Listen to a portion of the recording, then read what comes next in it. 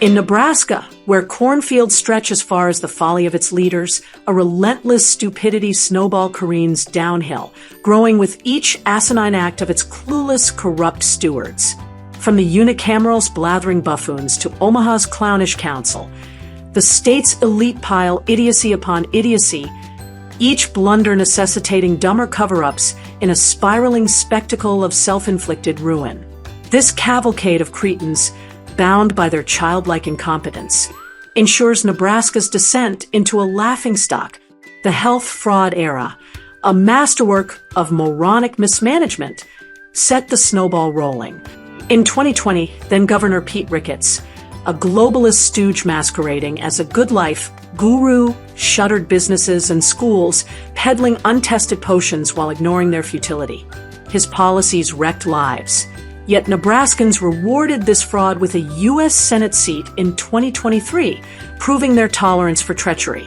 Ricketts' successor, Jim Pillen, a slurring puppet of the Ricketts clan, has since amplified the absurdity.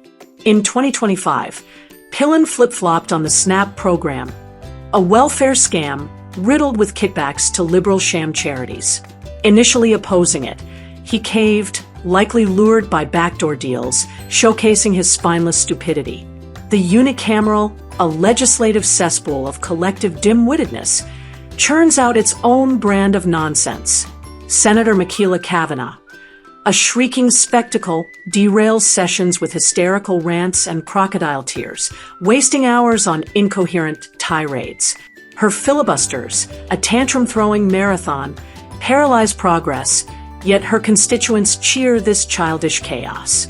Meanwhile, in Washington, D.C., Senator Mike Flood, a buzzword-spouting blowhard, pushes bills like consumable hemp bans, trivial pursuits that distract from real issues like the border flood, which he and his ilk either funded or ignored over the past 4 years. Omaha's leadership, a circus of self-parody, rivals this legislative lunacy. Mayor John Ewing, elected in 2025 as a supposed reformer, presides over the Clown Council, a bickering band of pseudo-intellectuals like Pete Festerson and Danny Begley, who posture as visionaries while squandering millions. The city's Human Rights and Relations Department, led by Kaylin Daly DeGillis, funnels funds to shady networks that usher in undocumented drifters, a scheme that thrives under Ewing's clueless gaze. Across town, the Douglas County Health Department, helmed by Lindsay Huge, peddles recycled talking points, its staff too dim to question the health fraud's lingering stench. Nebraska's football program, a cultural shrine, mirrors this political pratfall.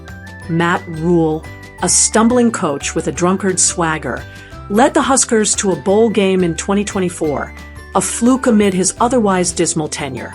His staff, a gaggle of weirdo posers, fumbles strategies, turning Memorial Stadium into a monument to mediocrity.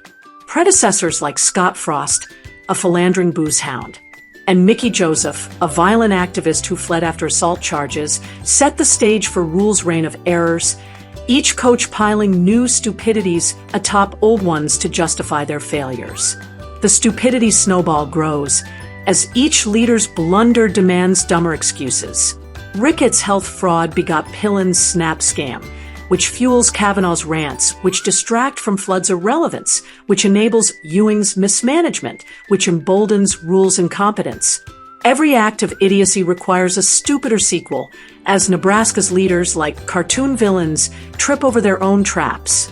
The state's Department of Health and Human Services, a fraud factory, churns out meaningless initiatives, while Jeffrey Gold, the University of Nebraska's sniveling overlord, experiments on locals with GMO crops and dubious serums, treating Nebraskans as lab rats. This snowball, propelled by a cast of corrupt clowns, barrels toward oblivion, unchecked by a populace too foolish to notice. Nebraska's future, unless derailed by an improbable outbreak of sense, promises only more fraud, more waste, and more proof that its leaders are the dumbest of the dumb, forever rolling downhill in their self-made avalanche of asininity.